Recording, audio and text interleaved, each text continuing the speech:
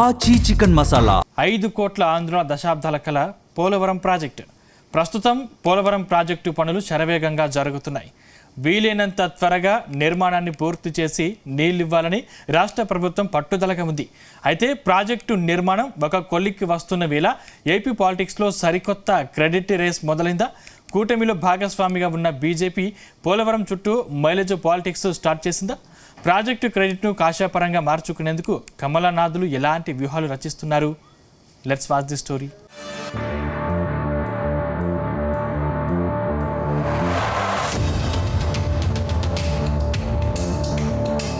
ఏపీలో అధికారంలో ఉన్నది కూటమి ప్రభుత్వమే అయినా క్రెడిట్ విషయంలో మాత్రం ఎవరి లెక్కలు వారివే అన్నట్లుగా పరిస్థితి కనిపిస్తుంది.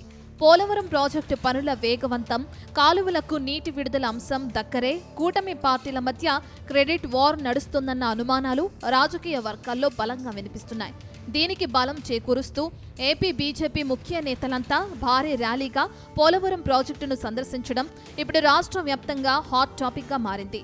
బీజేపీ రాష్ట్ర అధ్యక్షుడు పీవీఎన్ మాధవ్, కేంద్ర మంత్రి భూపతిరాజు శ్రీనివాస్ వర్మ, రాష్ట్ర మంత్రి సత్యకుమార్ యాదవ్, ఎంపీ దగ్గుబాటి పురంధేశ్వరి, ఎమ్మెల్సీ సోము వీర్రాజు సహా కీలక నేతలంతా క్యూ కట్టడం వెనుక పెద్ద పొలిటికల్ స్కెచ్ ఉందని కూటమి నేతల్లో హాట్ చర్చ జరుగుతుంది.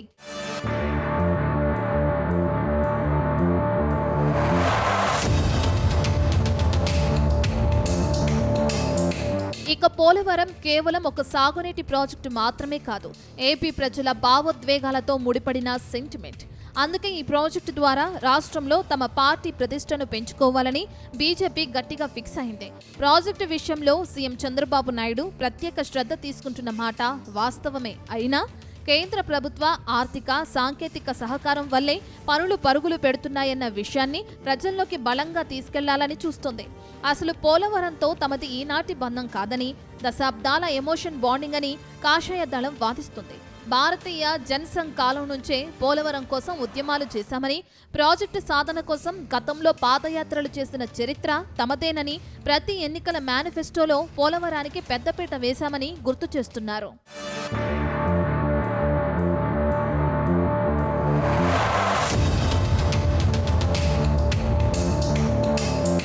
మరోవైపు ఏపీ పునర్విభజన చట్టంలో పోలవరం ప్రాజెక్టును చేర్చడంలో తామే కీలక పాత్ర పోషించామని బీజేపీ నేతలు చెబుతున్నారు. మోదీ ప్రభుత్వం అధికారంలోకి రాగానే దీనికి జాతీయ ప్రాజెక్టు హోదా కల్పించిందని, ముంపు మండలాలను ఏపీలో విలీనం చేయడానికి జాతీయ నాయకత్వం చేసిన కృషిని ఇప్పుడు జనాల్లోకి తీసుకెళ్తున్నారు. పోలవరం ప్రాజెక్ట్ అథారిటీని ఏర్పాటు చేసి కేంద్ర నిధులతో చంద్రబాబు ప్రభుత్వానికి నిర్మాణ బాధ్యతలు అప్పగించామని ప్రచారం ముమ్మరం చేశారు. అయితే ఇప్పటి వరకు పోలవరం ప్రాజెక్టు కోసం కేంద్ర ప్రభుత్వం ఏకంగా 20,750 కోట్ల రూపాయల నిధులను విడుదల చేసింది.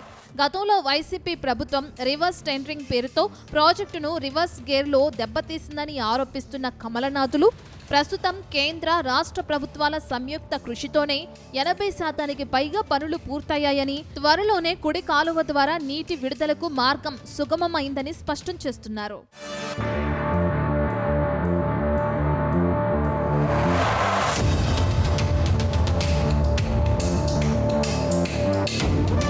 ప్రస్తుతం పోలవరం కేవలం సాగునీటి ప్రాజెక్టు మాత్రమే కాదు, పోలవరం పరిసర ప్రాంతాలను పర్యాటక కేంద్రాలుగా మార్చడం పైన బీజేపీ కన్నేసింది. చుట్టుపక్కల ఉన్న ప్రకృతి అందాలు, పుణ్యక్షేత్రాలు, జలాశయాలను అనుసంధానం చేస్తూ ఒక భారీ టూరిజం హబ్గా తీర్చిదిద్దాలని ప్రతిపాదిస్తుంది.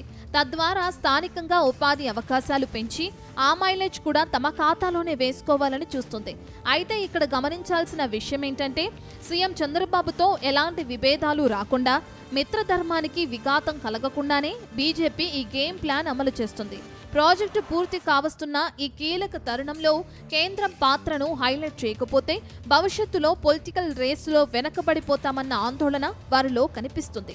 కూటమిలో ఉన్నా సరే క్షేత్రస్థాయిలో పార్టీ ఉనికి చాటుకోవటం, సొంత బలాన్ని పెంచుకోవటం ముఖ్యం కాబట్టే ఈ పోలవరం యాత్రలు, ప్రచారాలు అని విశ్లేషకులు భావిస్తున్నారు. పోలవరం అనేది భారతీయ జనతా పార్టీకి ఒక ఎమోషనల్ బాండింగ్. విభజన చట్టంలో అతి ముఖ్యమైన అంశం పోలవరాన్ని తీసుకోవడం జరిగింది. పోలవరం సంబంధించిన అంశాన్ని లేకుండా ఆ యొక్క విభజన చట్టం పూర్తి కాదు.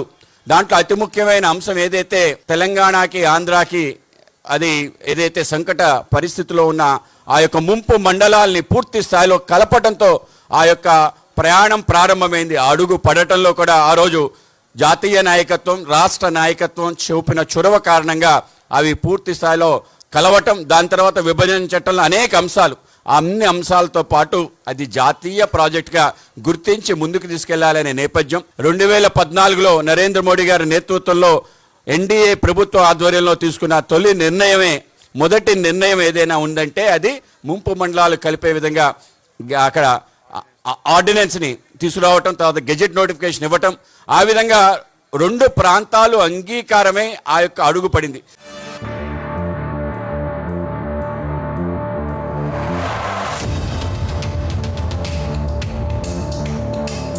మొత్తానికి పోలవరం ప్రాజెక్టును ఒక కాషాయ వరంగా మార్చుకుని ఏపీలో పొలిటికల్ మైలేజ్ సాధించాలన్నది బీజేపీ స్పష్టమైన వ్యూహంలా కనిపిస్తుంది. మరి సంయుక్త కృషి అంటూ సాగుతున్న ఈ క్రెడిట్ పాలిటిక్స్ కూటమిలో ఎలాంటి రాజకీయ సమీకరణాలకు దారితీస్తుందో చూడాలి.